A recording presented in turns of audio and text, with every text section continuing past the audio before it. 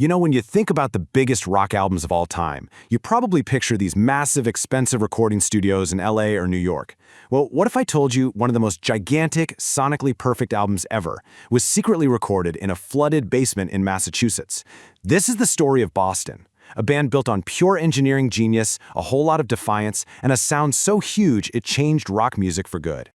That right there, that's how Tom Scholz, the band's founder and mastermind, described the birthplace of Boston's sound. Seriously, not some glamorous studio, but a cramped, pine-paneled basement in his house, a place that apparently flooded all the time, where he had to literally take the drum kit apart just to get to the organ. And from that tiny, damp space next to the furnace came this. 17 million. Let that sink in for a second. That's how many copies their debut album sold in the US alone. To this day, it's still one of the best-selling debut albums in history. It's just staggering. So that brings us to the real mystery here, right? How did one of the most polished, epic, and wildly successful rock albums ever made come out of a basement? Well, the answer is a wild mix of incredible talent, MIT-level engineering, and, believe it or not, a little corporate deception. To really understand the band Boston, you first have to understand the two guys at the absolute center of it all. You had the architect who designed the sound, and you had the voice that gave that sound its soul. I mean, look at this contrast. It's kind of the whole story right here. On one side, you've got Tom Scholz, an MIT-trained engineer, a literal product designer for Polaroid, who basically treated music like a complex technical problem he needed to solve. And on the other side, Brad Delp, the singer with that golden voice who brought all the raw human emotion. They were the brains and the heart of the entire operation. Let's just focus on Scholz for a minute. The guy had a master's degree in mechanical engineering from MIT. His day job was designing products for Polaroid. He didn't even start playing guitar until he was 21. And his influences are just perfect. You've got classical composers like Beethoven and Rachmaninoff right next to rock gods like Jeff Beck. He built songs with the precision of an engineer and the power of a rock star. And then there was Brad Delp. Scholz himself called him the best male studio singer he'd ever heard, and for good reason. Delp had this insane ability to layer his own voice again and again and again, creating these lush, soaring harmonies that sounded like a whole choir. He was the one who made Scholz's technical perfection feel human, and he was absolutely essential. So you've got the architect and the voice, and they're perfecting this incredible sound in a basement. The next big problem was, how do you sell that to a giant record label? Well, what happened next is honestly one of the greatest tricks ever pulled in music history. So Epic Records signs them. Awesome, right? But there was a huge catch. The label insisted they scrap their tapes and re-record everything from scratch in a fancy LA studio with a big-shot producer. For Scholz, who would spend years, literally years, dialing in every single sound, this was just not an option. He knew that no traditional studio could possibly replicate what he'd built. So they hatched this brilliant plan. First, they sent the rest of the touring band out to LA with a producer. This was the decoy, right? It made the label think, great, they're recording in LA like we told them to. But meanwhile, Scholz took a leave of absence from Polaroid and stayed behind in his basement, secretly re-recording almost the entire album by himself. They even had a remote recording truck pull up outside, run a massive cable through a basement window just to get the tapes onto a professional format. And the crazy part? It actually worked.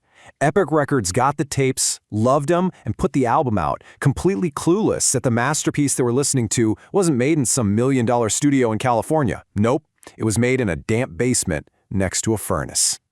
Now, this obsession with getting the perfect sound, it wasn't just about the location. When the gear that was available couldn't make the sounds that he was hearing in his head, Tom Scholz he just invented his own.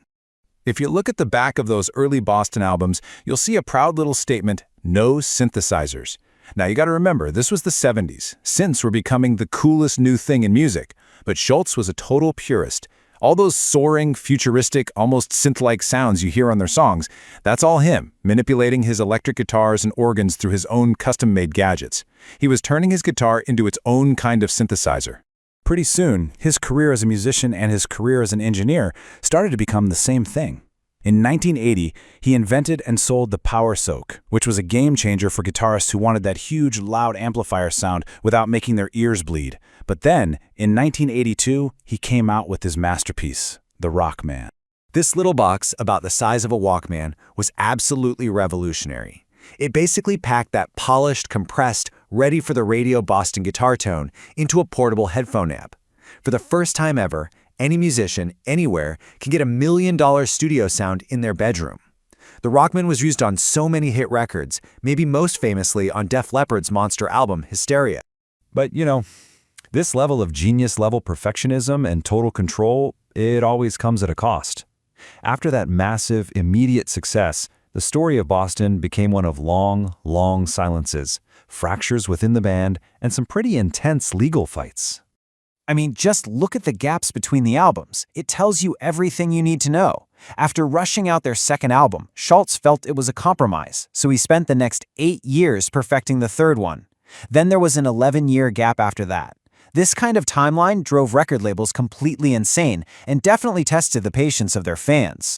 And yeah, that frustration very often spilled over into the courtroom. Scholz actually went to war with his own record label, CBS, over the album delays, and he won. He sued a former bandmate for using the Boston name, and even sued a newspaper for libel. The band's history is as much a legal saga as it is a musical one. And of course, the hardest part of this whole story, the most difficult chapter, was the absolutely tragic loss of Brad Delp in 2007.